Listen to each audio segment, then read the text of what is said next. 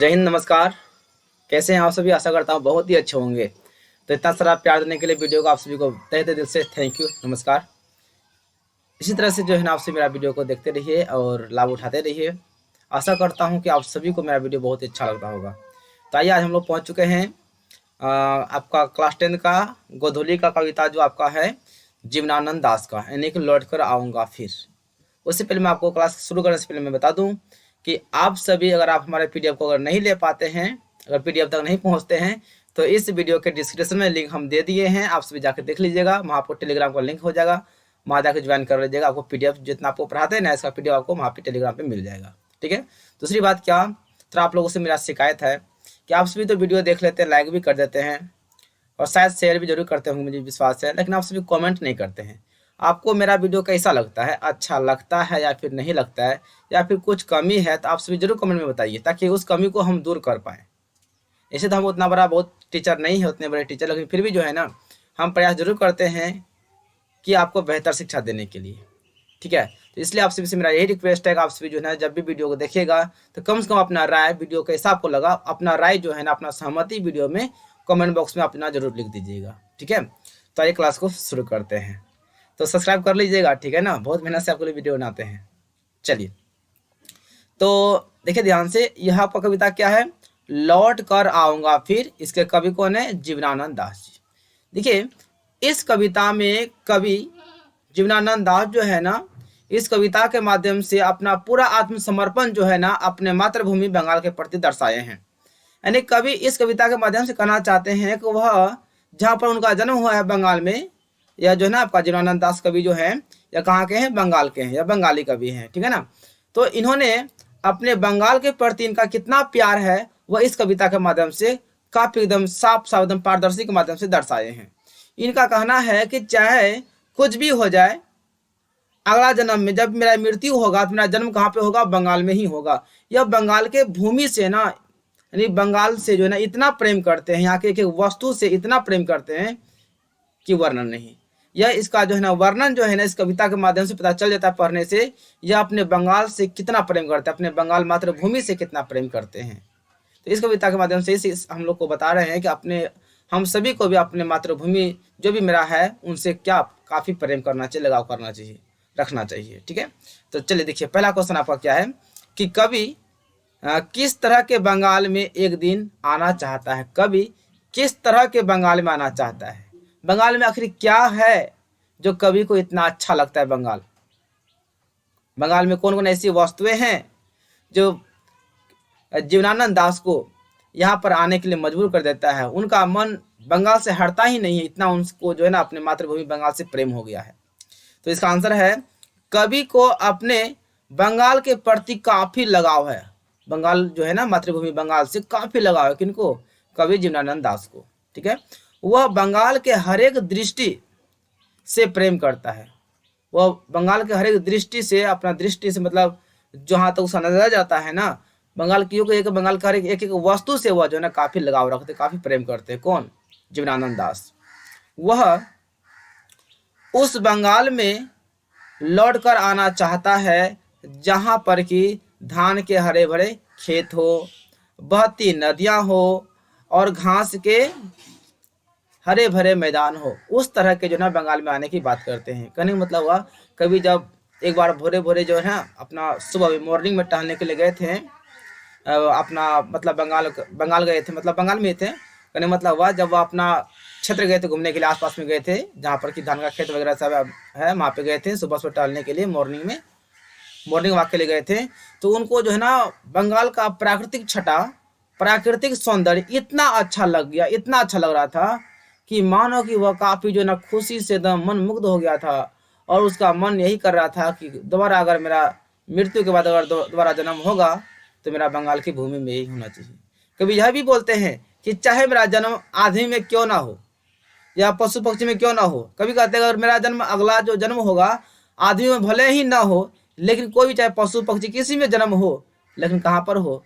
इसी बंगाल में मेरा जन्म होना चाहिए। ऐसा कवि का आशय है। यानी कहने मतलब कवि अपने बंगाल से अगाध प्रेम करते हैं, काफी गहरा संबंध रखते हैं। चलिए आगे बढ़ते हैं। क्वेश्चन नंबर चलिए आपके सामने है 2। कवि अगले जन्म में क्या क्या बनने की संभावना व्यक्त करता है? कवि अगला जन्म में क्या क्या बनने की संभावना व्यक्त करता है? आंसर है, कवि अगले जन्म में अबाबिल पक्षी बनना चाहता है, कौवा बनना चाहता है, हंस बनना चाहता है, इत्यादि बनना चाहता है। यानी कौवा, हंस, अबाबिल पक्षी इत्यादि बनने की चाह रखता है। पता कुछ भी हो, चाहे हम अबाबिल पक्षी बने या कौवा बने या हंस बने, कुछ भी भगवान प्रभु हमको कोई भी जीव जंतु में हमको जन्म दे दीजिए, लेकिन कहाँ पर दीजिएगा? तो हमारे मातृभूमि बंगाल पे ही मेरा जन्म होना चाहिए। वह शाम के रंगीन बादलों के बीच सारस पक्षी बनकर उड़ना चाहता है। कहाँ पर उड़ना चाहता है? तो बंगाल की भूमि पर उड़ना चाहता है। वो बंगाल से ना काफी प्रेम करते हैं जीवनानंद दास जी। चलिए क्वेश्चन नंबर 3, कवि किनके बीच अंधेरे में होने की बात करता है? कवि जो है ना, कवि किनके बीच अंधेरे में होने की बात करता है? चलिए आपका प्यारा सा आंसर है, कभी शाम के समय अंधेरे में रंगीन बादलों के बीच, किसके? रंगीन बादलों के बीच सारस पक्षी की तरह उड़ने की कल्पना करते हैं। कौन? कवि जीवनानंद दास। वह किसी भी रूप में पुनः बंगाल में ही जन्म लेना चाहता है। कौन? कवि। कवि क्या कहते हैं?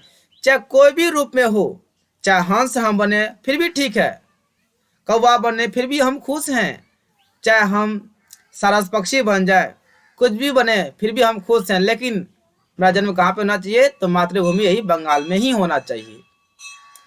इससे मतलब आपको समझ में आ गया होगा कि कवि जीवनानंद दास अपना सब चीज आत्मसमर्पण कहाँ पे कर दिए हैं? बंगाल में कर दिए हैं।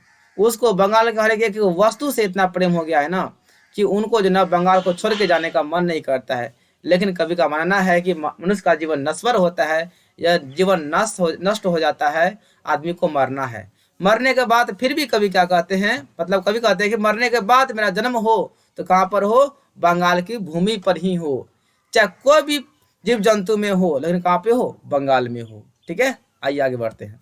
बहुत ही अच्छा कविता है, इतना है ना मस्त, क्या बोले।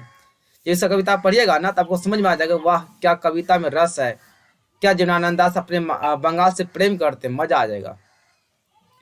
चलिए अब आगे बढ़ते हैं। तो देखिए ध्यान से, कवि अगले जन्म में, ठीक है, अगले जन्म में मनुष्य होने में क्यों संदेह करता है? कवि जो है ना, कवि को संदेह है कि मेरा अगला जन्म मनुष्य में, चाहे मतलब मनुष्य में नहीं हो सकता है, लेकिन फिर भी कोई भी चीज में हो तो कहाँ पे हो? बंगाल की भूमि पर ही हूँ। लेकिन कवि को ऐसा क्यों लगता है कि अगला जन्म शायद मनुष्य का मेरा जन्म नहीं हो? ऐसा क्यों लगता है उसको? अगले जन्म में मनुष्य होने में संदेह क्यों होता है? तो देखिए पहली बात क्या है कि मानव जीवन जो है ना हर एक इंसान को जल्दी नहीं मिलता है। ठीक है, यह मनुष्य तन जो है ना, इंसान बनना मतलब हर एक जन्म का बात नहीं है। अगर अच्छा कर्म करेंगे तभी हम लोग क्या बनते हैं? इंसान में जन्म लेते हैं, आदमी में जन्म लेते हैं। लेकिन यह मनुष्य तन जो है ना, मिलना आदमी के लिए बहुत कठिन काम है। तो यह कर्म पर निर्भर करता है, जैसा कर्म कीजिएगा वैसा जीव जंतु में हम लोग का जन्म होता है। तो कवि क्या कहते हैं? कवि मानव जीवन को काफी श्रेष्ठ मानता है। मानव जीवन सबसे श्रेष्ठ जीवन है। हर एक पशु पक्षी गाय माल से, सब चीज से सबसे श्रेष्ठ कौन है? आपका हमारा तन, मानव जीवन है, सबसे श्रेष्ठ है। वह मानता है कि मानव जीवन बार बार मिलने वाला नहीं है। यह मनुष्य तन जो है, मानव तन जो है, बार बार नहीं मिलने वाला है। इसलिए कवि अगले जन्म में मनुष्य होने में संदेह करता है। कवि को संदेह होता है कि यह मानव जीवन जो है ना सबसे श्रेष्ठ जीवन है और बार बार आदमी को यह मानव तन दोबारा नहीं मिलता है। इसलिए कवि को जो है ना अगले जन्म में मनुष्य होने में क्या होता है? संदेह होता है, क्योंकि जीवन जो है ना, यह आपका मानव योनि जो है बहुत ही श्रेष्ठ योनि होती है। चलिए आगे बढ़ते हैं। चलिए क्वेश्चन नंबर ए आपके सामने 5, कविता के आधार पर बंगाल के भोर का चित्रण करें। यानी कि कविता जो आपका है लौट कर आऊंगा फिर, इसके आधार पर आपको बताना है कि बंगाल की प्राकृतिक छटा क्या है। जब कभी सुबह सुबह भोर पर मॉर्निंग वॉक पर गए थे तो उसको जो है ना बंगाल का जो भोर जो है ना वहाँ का प्राकृतिक छटा कैसा लगा था उनके बारे में वर्णन करना है। चलो देखिए कवि के अनुसार से और इस कविता के अनुसार से देखिए क्या है आंसर में, कि लौट कर आऊंगा फिर शीर्षक कविता में कवि बंगाल की प्राकृतिक सौंदर्य को प्रस्तुत किया है। कवि जो है ना जब सुबह सुबह टहलने के लिए गए थे बंगाल के मैदान में, तो वहां पर जो है ना प्राकृतिक दृश्य को देखकर ना काफी मुग्ध हो गए थे। और प्राकृतिक सौंदर्य का, बंगाल के प्राकृतिक सौंदर्य का, सुबह सुबह जो सौंदर्य खिल जाता है ना, कुहासा में जो कौवा सब उड़ता है, चिड़िया सब चहचहाती है, इन सभी को देखकर कवि क्या कहते हैं कि बंगाल की जो प्राकृतिक सौंदर्य है वह बहुत ही अच्छा, उनके बारे में प्रस्तुत किया गया है। इसमें कवि बंगाल की अनेक बहती नदियों का गुणगान किया है। कवि ने सुबह सुबह जो नदी बहती है ना बंगाल में, सुबह जब गए थे घूमने के लिए, वहां की नदी जो बह रही थी ना, उस नदी को देखकर जो ना काफी मुग्ध हो जाते हैं, काफी जो ना उसको इतना आनंद आता है ना, क्या बोले, मजा आता है। किसको? कवि जीवनानंद दास को। उन नदी का वर्णन करते हैं। इन नदियों के दोनों किनारों पर हरे भरे धान के खेत फैले हुए होते हैं, देखने में बहुत ही मजा लगता है, हरे भरे खेत। सुबह होते ही सर्वत्र विभिन्न प्रकार के पक्षियों का चहचहाहट वायुमंडल में गूंजने लगते हैं, यहाँ पे गूंजने लगते हैं। सूर्य की किरणें सुबह सुबह सभी दिशाओं में बिखर जाती है, जिससे बंगाल का सौंदर्य और अधिक खिल जाता है। कितना अच्छा है बंगाल का हर एक वस्तु। कवि जो है ना इतना अच्छा बंगाल का जो है ना वर्णन करते हैं अपनी कविता में, क्या बताएं। एकदम बंगाल के हर एक वस्तु से सुबह का जो दृश्य होता है ना, कवि जीवनानंद दास उन दृश्य को जो है ना अपने कविता के माध्यम से बोलते हैं। यहाँ के नदी, यहाँ के नदियां हैं, यहाँ के पशु पक्षी, यहाँ के खेत खलिहान इतना जो है ना रमणीय है, इतना मनमोहक है कि मेरा मन जो है ना इस बंगाल को छोड़कर जाने का मन नहीं करता है। इसलिए कवि क्या कहते हैं, लौट कर आऊंगा एक बार फिर, कहां पर? बंगाल की भूमि पर। चलिए नेक्स्ट क्वेश्चन नंबर 6। कवि किसकी गंध की चर्चा करते हैं? कवि को कौन सा गंध अच्छा लगता है? गंध, सुगंध कौन सा अच्छा लगता है? तो कवि क्या कहते हैं, कवि कविता में हरी भरी घास की गंध की चर्चा करते हैं। किसका? हरी भरी घास का जो गंध होता है ना सुबह सुबह, बहुत अच्छा लगता है कवि को, वह जो ना बहुत अच्छा लगता है। क्वेश्चन नंबर 7 है, कवि यदि अगले जन्म में हंस बनेगा तो वह हंस किसका होगा? कवि क्या कहते हैं, प्रभु भगवान आराधना करते हैं कि अगला जन्म में अगर हम हंस बनेंगे ना तो बंगाल में ही आएंगे, लेकिन किसी किशोरी का हंस बनकर आएंगे। उस किशोरी का बच्ची का जो पायल बजेगा ना, वह देखने के लिए आएंगे। यहाँ के जो है ना पानी में डूब डूब के हेलेंगे बतख बनकर, हंस बनकर। कभी जो है ना अगले जन्म में किसी किशोरी का हंस बनने की बात करते हैं। आइए देखिए आंसर देखिए। कभी यदि अगले जन्म में हंस बनेगा तो वह किसी किशोरी का बनेगा। किसका होगा? किशोरी का होगा। अर्थात कभी अगले जन्म में किसी किशोरी का हंस बनना चाहता है। कभी जो है ना अगले जन्म में किसी किशोरी का बच्ची का हंस बनना चाहता है। चलिए नेक्स्ट, और ये आपका जो है ना शायद लास्ट है। लौट कर आऊंगा फिर में, मतलब कविता में कवि का कौन सा भाव अभिव्यक्त हुआ है? लौट कर आऊंगा फिर, इस कविता में कवि का कौन सा भाव उत्पन्न हुआ है? तो आप समझ गए होंगे कि लौट कर आऊंगा फिर कविता में कवि का जो है ना अपने मातृभूमि के प्रति जो भाव है वह उत्पन्न हुआ है। वो अपने मातृभूमि से कितना प्रेम करते हैं कवि जो है ना इस कविता के माध्यम से दर्शाना चाहते हैं। आंसर है आपका, इस कविता में कवि का उत्कृष्ट प्रेम भाव अभिव्यक्त हुआ है। वो काफी उसका जो ना प्रेम भाव उत्पन्न हुआ है। किसके प्रति? बोलता है कवि का यह प्रेम भाव अपनी मातृभूमि बंगाल के प्रति है। किसके प्रति है? मातृभूमि बंगाल के प्रति है। कवि अपनी मातृभूमि बंगाल से काफी अगाध प्रेम करते हैं। यानी कवि जो है ना जीवनानंद दास अपने मातृभूमि बंगाल से खूब प्रेम करते, इतना प्रेम कर, सोचिए वो जिन्होंने कविता लिख दी, कविता के माध्यम से जो ना अपना मन की इच्छाओं को व्यक्त कर दिया, अपने बंगाल के प्रति उनका कितना लगाव है। तो सोच सकते हैं इससे बड़ी बात और क्या हो सकती है। चलिए तो बस आज के लिए इतना ही।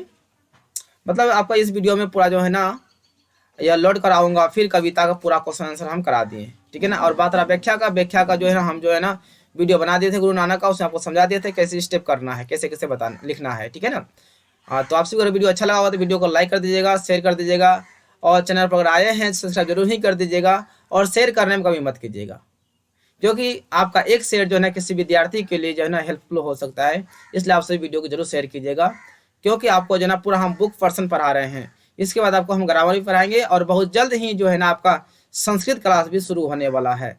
जैसे आपका हिंदी खत्म करेंगे तो वैसे आपका क्या करेंगे, हम संस्कृत लाएंगे। उसके बाद आपको हम संस्कृत ग्रामर भी पढ़ाएंगे, ठीक है। तो bye bye, all the best सभी को, thank you, best of luck. Video देखने के लिए सभी को दिल से थैंक यू।